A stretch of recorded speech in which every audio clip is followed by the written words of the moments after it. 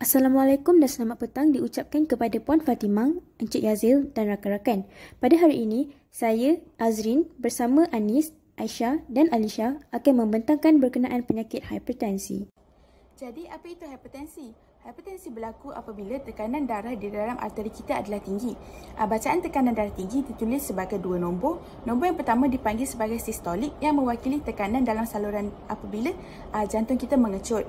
Yang kedua pula disebut sebagai diastolik, mewakili tekanan dalam vessel apabila jantung berehat di antara degupan. Seseorang itu akan dianggap menghidap hipertensi apabila bacaan tekanan mereka adalah 140/90 mmHg ataupun lebih. Bacaan ini perlulah diukur sekurang-kurangnya 2 kali pada masa yang berbeza untuk mendapatkan ketepatan bacaan. Terdapat 2 faktor yang menyebabkan seseorang mengalami hipertensi. Faktor yang pertama ialah faktor yang boleh diubah suai, iaitu modifiable factors. Sebagai contoh, jika kita mengamalkan gaya hidup yang tidak sihat seperti pengambilan garam yang berlebihan, itu boleh menyebabkan hipertensi. Yang kedua pula ialah faktor yang tidak boleh diubah suai ataupun non-modifiable factors yang disebabkan oleh kemungkinan sejarah keluarga yang memang mempunyai hipertensi. Yang seterusnya ialah sistem tubuh ataupun organ yang terlibat yang menyebabkan hipertensi. Yang pertama sekali ialah sistem peredaran darah.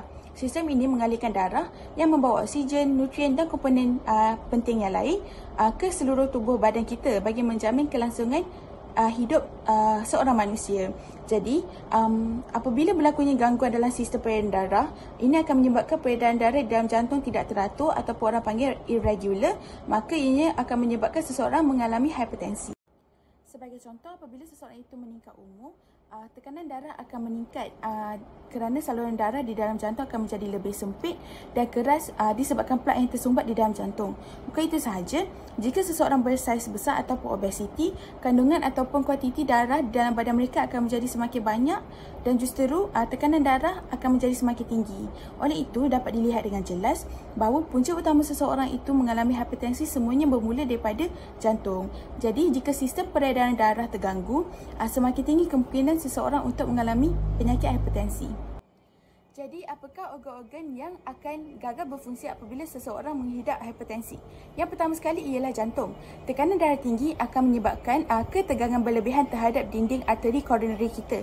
Jadi, dari masa ke masa, tekanan tambahan ini boleh merosakkan lapisan arteri dan menjadikan ia lebih cenderung untuk membina plak dan menyempitkan arteri, dan proses ini dipanggil sebagai aterosklerosis. Yang kedua pula ialah otak. Seperti organ tubuh yang lain, otak juga merupakan antara organ yang menerima bekalan oksigen melalui aliran darah.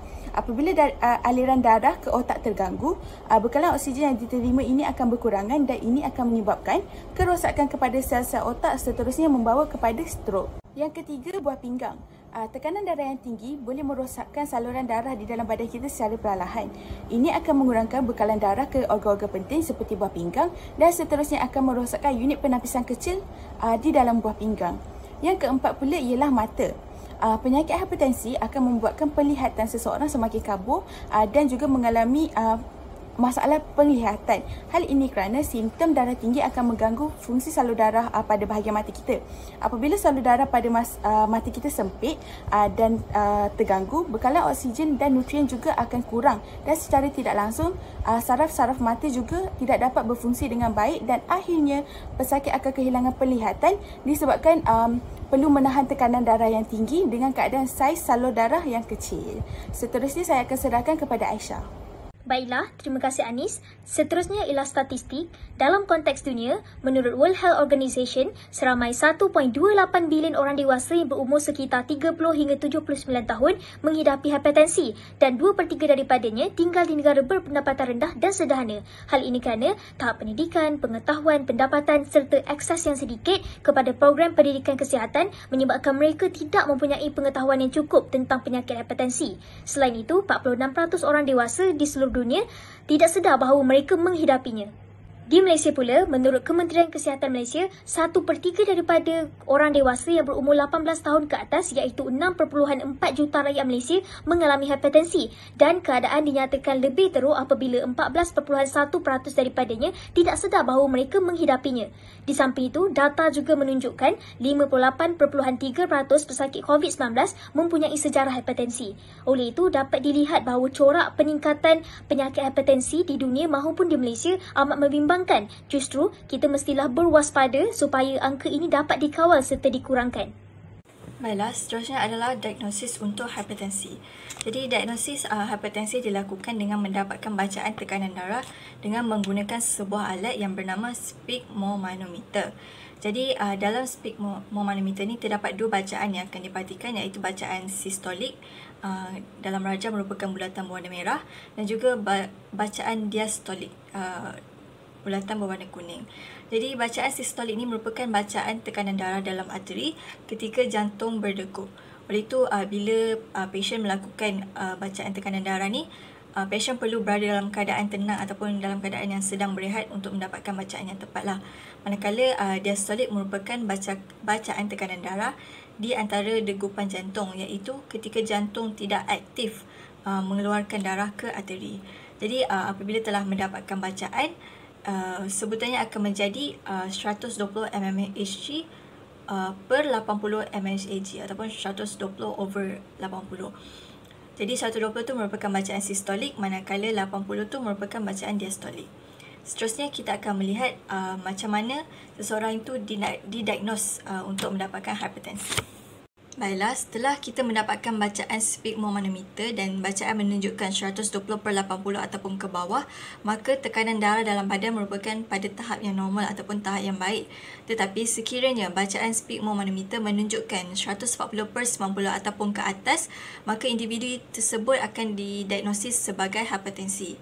Tetapi bacaan darah ni perlu dilihat pada 2 hari berturut-turut. Sekiranya pada hari pertama stable 140/90, begitu juga dengan hari kedua, maka barulah individu tersebut sebenar-benarnya boleh didiagnosis sebagai hipertensi.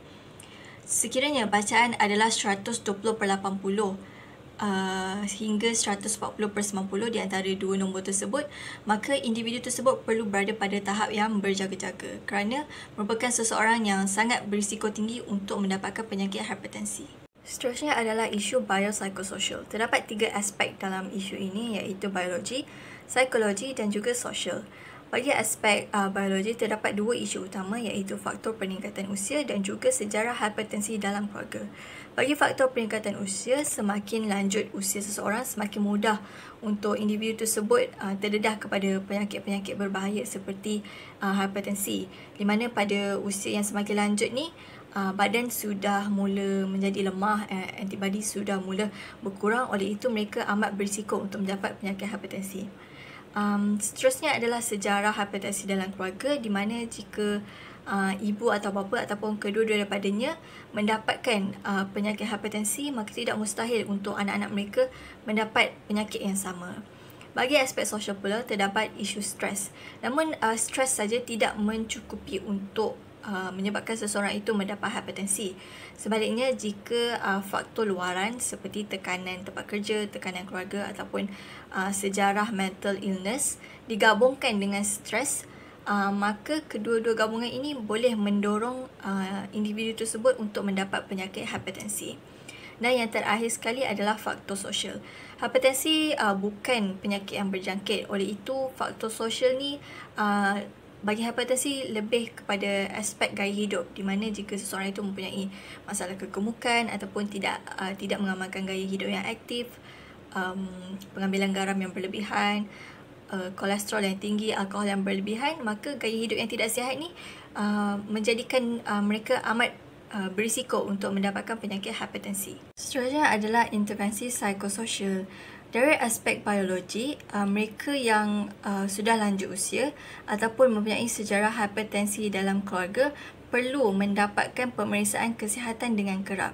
Ini membolehkan doktor mengesan penyakit hipertensi lebih awal dan melakukan pencegahan pada peringkat awal sebelum penyakit tersebut menjadi lebih teruk lagi.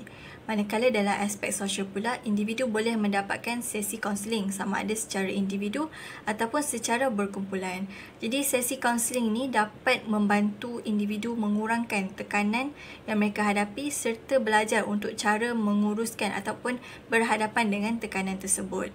Sekiranya individu mendapatkan sesi secara perseorangan, mereka boleh menceritakan masalah mereka kepada counselors face to face ataupun one by one. Manakala sekiranya menyertai sesi kaunseling berkumpulan, mereka boleh mendengar perkongsian daripada pesakit-pesakit hipertensi lain serta membina sebuah sistem sokongan sosial untuk membantu mereka mengatasi masalah-masalah dalam menghadapi penyakit hipertensi. Dan terakhir sekali, aspek sosial adalah dengan mengamalkan gaya hidup sihat. Jadi, individu boleh mengamalkan gaya hidup sihat mengikut plan-plan diet yang ada dan melakukan senaman secara aktif dalam kehidupan mereka. Terima kasih Alisha. Seterusnya ialah keperluan. Yang pertama ialah Mason Sigma-manometer.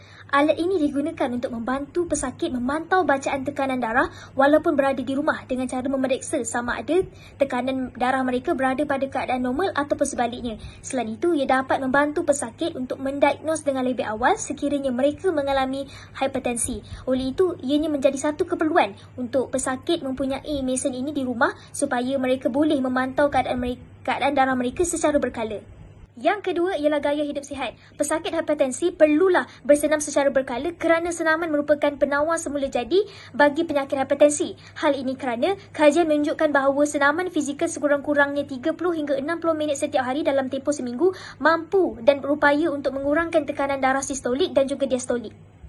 Yang ketiga ialah keperluan gaya pemakanan yang sihat dan seimbang dengan menggunakan pendekatan diet DASH iaitu Dietary Approach to Stop Hypertension. Ia adalah pelan pemakanan yang dihaskan untuk pesakit hipertensi. Sebagai contoh, pesakit mestilah mengurangkan pengambilan makanan berlemak dan melebihkan bijirin, kekacang serta protein seperti ayam dan ikan. Selain itu, pesakit juga mestilah mengutamakan hidangan sayur-sayuran dan buah-buahan serta mengurangkan pengambilan daging merah, mentega dan bahan perasa yang lain. Jika diet DASH ini diamalkan dengan baik oleh pesakit, ia dapat membantu untuk menurunkan tekanan darah sistolik dan juga diastolik. Dan yang terakhir ialah keperluan mengehatkan pengambilan garam. Hal ini kerana garam yang berlebihan boleh menyebabkan badan seseorang untuk memerangkap air badan secara berlebihan dan meningkatkan peningkatan isi padu darah, di mana ia akan tingkatkan tekanan kepada dinding saluran darah dan risiko peningkatan tekanan darah boleh berlaku. Oleh itu, ia menjadi keperluan untuk pesakit mengambil kurang daripada 1/4 sudu teh garam sodium klorida atau 3 sudu teh garam monosodium glutamate dalam masa sehari. Seterusnya ialah rawatan perubatan bagi pesakit hipertensi. Yang pertama, perencat enzim angiotensin. Ia adalah salah satu ubat anti-hipertensi yang bukan sahaja berupaya untuk menurunkan kadar tekanan darah, bahkan ia juga merendahkan risiko individu untuk mendapat penyakit kardiovaskular. Ia berfungsi untuk merencatkan kadar penghasilan ejen angiotensin yang kewujudannya untuk mengecutkan saluran darah. Oleh itu, dengan perencat ACE, ia dapat kurangkan penghasilan ejen angiotensin dan membawa kepada pengembangan salur darah, justru secara tidak langsung mengurangkan tekanan kepada arteri dan vena. Yang kedua ialah ubat diuretik. Fungsinya adalah untuk meningkatkan proses diuresis iaitu pengeluaran urin atau air kencing oleh organ buah pinggang. Dengan peningkatan pengeluaran urin, ia dapat mengurangkan isi padu cecair di dalam badan pesakit, justru mengurangkan kerintangan pada sistem vaskular dan kesannya ia dapat membantu pesakit untuk mengurangkan tekanan darah dalam diri mereka. Dan yang ketiga ialah penghalang beta ataupun beta blocker. Menurut KKM, ia telah lama digunakan untuk merawat hipertensi. Fungsinya adalah untuk menghalang penghasilan hormon adrenalin melalui perencatan reseptor adrenergic. Di samping itu, ubat beta blocker juga berupaya untuk mengurangkan kadar degupan jantung dengan keperluan tenaga yang lebih rendah dalam diri pesakit dan kesannya ia akan memberi penurunan kepada nilai tekanan darah dalam diri seseorang. Oleh itu, setiap pesakit hipertensi mestilah berjumpa dengan doktor untuk mendapat nasihat dan saranan yang betul berkenaan ubat yang bersesuaian dengan diri mereka. Hai, saya Azrin. Kita teruskan dengan peranan Pegawai Kerja Sosial Perubatan. Okey, secara ringkasnya, Jabatan Kerja Sosial Perubatan adalah sebuah unit di hospital yang bertanggungjawab dalam memberikan bantuan untuk pulihkan semula kefusihan sosial pesakit supaya mereka lebih produktif, berdikari dan dapat kembali ke pangkuan masyarakat. Dalam konteks penyakit hipertensi, Pegawai Kerja Sosial Perubatan berperanan untuk menyediakan perkhidmatan bantuan praktik. Pertama sekali, mereka akan lakukan penilaian psikososial ke atas pesakit bagi memahami keperluan mereka. Contohnya, kalau didapati pesakit hipertensi yang terlantar di wad tak mampu untuk tanggung kadar caj kemasukan wad dan mereka memenuhi kriteria penerima bantuan, jadi Pegawai Kerja Sosial akan assist proses pengurangan bayaran wad. Seterusnya, Pegawai Kerja Sosial Perubatan berperanan sebagai mediator. Mediator di sini bermaksud orang tengah. Orang tengah yang menghubungkan pesakit dengan unit bahagian tertentu yang menyediakan khidmat bantuan selaras dengan keperluan pesakit. Contohnya, Pegawai Kerja Sosial Perubatan menghubungkan pesakit kepada unit pemakanan dan dietetik yang arif dalam menyediakan khidmat nasihat kepada pesakit. Di sini, pesakit akan mendapatkan maklumat berkenaan penjagaan kesihatan seperti perancangan jadual senaman dan pemakanan harian. Seterusnya, sumber dalam komuniti merujuk kepada aset dalam komuniti yang membantu memenuhi keperluan tertentu bagi masyarakat sekeliling. Okey, antara sumber dalam komuniti yang diperlukan oleh pesakit hipertensi termasuklah pusat kesihatan iaitu klinik dan hospital, tempat bagi pesakit mendapatkan rawatan dan perubatan. Penyediaan pusat kesihatan yang berhampiran ditambah dengan waktu jam pengoperasiannya yang panjang memudahkan urusan pesakit untuk mendapatkan rawatan. Sumber kedua adalah subsidi kesihatan rawatan dan perubatan di mana pesakit hipertensi yang mengunjungi hospital ataupun klinik kerajaan boleh mendapatkan rawatan minimal dan bekalan ubat-ubatan serendah RM1. Ini adalah perkara yang bagus sebab seperti yang kita tahu, pesakit perlu bergantung dengan ubat sepanjang hayat. Jadi subsidi ini sangat membantu untuk mengurangkan kos perbelanjaan pesakit. Sumber ketiga adalah agensi-agensi pertubuhan yang sediakan khidmat kepada masyarakat. Contohnya, dalam konteks pesakit yang perlukan sejumlah wang bagi menjalani pembedahan, mereka boleh mendapatkan bantuan daripada JKM dan lembaga zakat. Sumber keempat yang boleh digunakan oleh pesakit hipertensi adalah pusat rekreasi yang disediakan di kawasan komuniti seperti Tasik Shah Alam. Mereka yang menghidapi penyakit hipertensi amat disarankan untuk amalkan gaya hidup sihat. Jadi, penyediaan pusat rekreasi dengan fasiliti yang lengkap seperti alat senaman sangat membantu untuk pesakit melakukan aktiviti fizikal setiap hari. Apabila setiap pesakit menjaga kesihatan badan, mereka dapat elak daripada penyakit yang lebih serius. Gambar yang tertera adalah antara alat senaman yang terdapat di Taman Tasik Taiping. Hipertensi atau tekanan darah tinggi adalah penyakit berbahaya yang boleh membawa maut sekiranya tidak dirawat dengan baik. Sejumlah besar daripada pesakit tidak sedar bahawa mereka memiliki hipertensi kerana ianya merupakan penyakit tersembunyi yang sukar untuk dikesan. Oleh itu, setiap masyarakat disarankan untuk lakukan pemeriksaan kesihatan sekurang-kurangnya 2 kali setahun dan miliki blood pressure monitor di rumah untuk memantau kadar tekanan darah. Seterusnya, pihak berkuasa misalnya KKM memainkan peranan yang penting untuk memberi pendidikan berkenaan penyakit hipertensi di peringkat awal iaitu di sekolah rendah. Selain itu, memandangkan masyarakat kini begitu sinonim dengan penggunaan teknologi, maka kesedaran pendidikan melalui video dan posting infografik boleh dikongsikan di media sosial. Rezeki kesihatan yang dikurniakan Allah merupakan nikmat yang wajib disyukuri oleh setiap umat manusia. Kita haruslah berusaha untuk menjaga kesihatan agar terhindar daripada sebarang penyakit kerana mencegah adalah lebih baik daripada mengubati. Apabila badan mampu berfungsi secara optimum, maka setiap perkara dapat dilakukan dengan lebih lancar dan terurus. Sekian sahaja daripada kami. Terima kasih.